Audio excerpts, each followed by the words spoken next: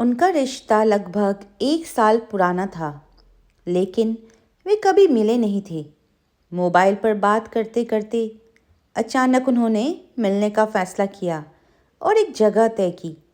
दोनों उस जगह पहुंच गए। लड़का लड़की से पहले पहुंच गया था और उसका इंतज़ार कर रहा था। तभी लड़की आई और उसने दूर से लड़के को फ़ोन किया। लड़के ने जेब से फ़ोन निकालकर बात करना शुरू किया।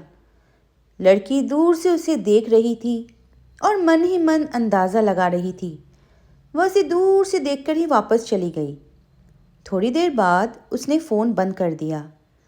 कई बार कोशिश करने पर भी जब बात नहीं हुई तो लड़का उदास दिल लेकर घर लौट आया।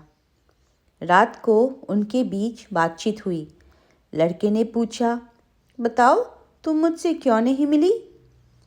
लड़की ने धीमी आवाज़ में कहा, दरअसल मैं तुम्हारे लायक नहीं हूँ। मैं दिखने में अच्छी नहीं हूँ। मैं सांवली हूँ और हर तरह से तुम्हारे योग्य नहीं हूँ, इसलिए मैं नहीं मिली।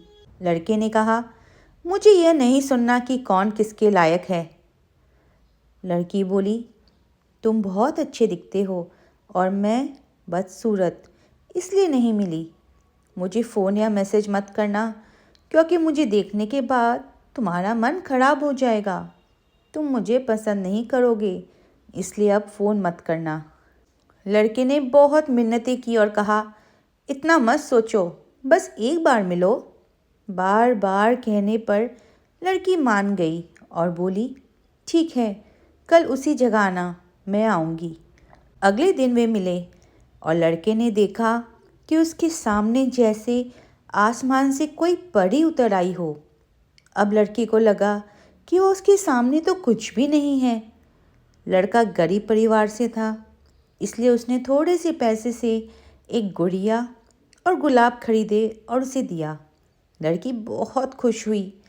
उस दिन दोनों साथ में खूब घूमे। लड़की बहुत बड़े घर की बेटी थी, वहाँ पैसों की कोई कमी नहीं थी। दिन भर साथ रहने के बाद दोनों एक दूसरे को विदा कर घर चले गए।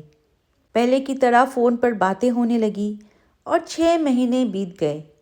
अचानक एक दिन लड़की का फ़ोन बंद हो गया। 1 महीने तक लड़के की बात नहीं हुई। उसे लगा कि लड़की ने उसे धोखा दिया है। वह उसे भूलने के लिए नशे की लत में पड़ गया। उसकी ज़िंदगी में अंधेरा छा गया। ऐसे ही 10 महीने बीत गए। फिर अपने परिवार के बारे में सोचकर वह बड़ी मुश्किल से सामान्य जीवन में लौटा। आज उसे नौकरी मिल गई।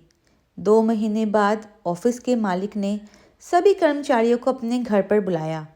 लड़का भी सबके साथ गया।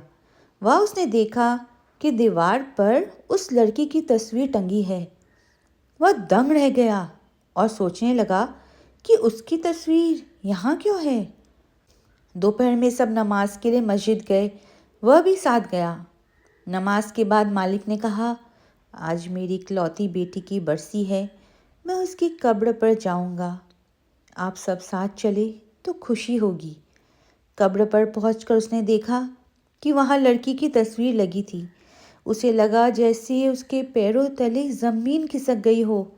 उसने मालिक से पूछा, क्या ये आपकी बेटी है? मालिक ने कहा, हाँ। लड़के ने पूछा, ये सब कैसे हुआ? मालिक ने पूछा, क्या तुम वही राहुल हो जिसे मेरी बेटी अपनी जान से ज़्यादा चाहती थी? लड़के ने हाँ कहा और पूछा, पर आपको कैसे पता?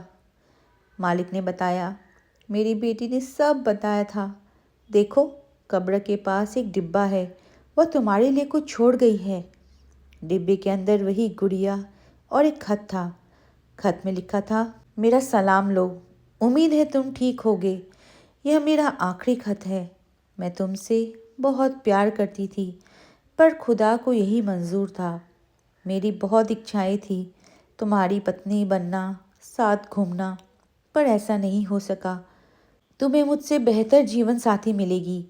मुझे कैंसर था और मैं ये पहले से जानती थी, इसलिए तुमसे मिलना नहीं चाहती थी। मुमकिन हो तो अपनी इस पगली को माफ़ कर देना। मैं तुमसे बहुत प्यार करती हूँ। आखिर में लिखा था, आई लव यू जान, खबरदार रोना मत।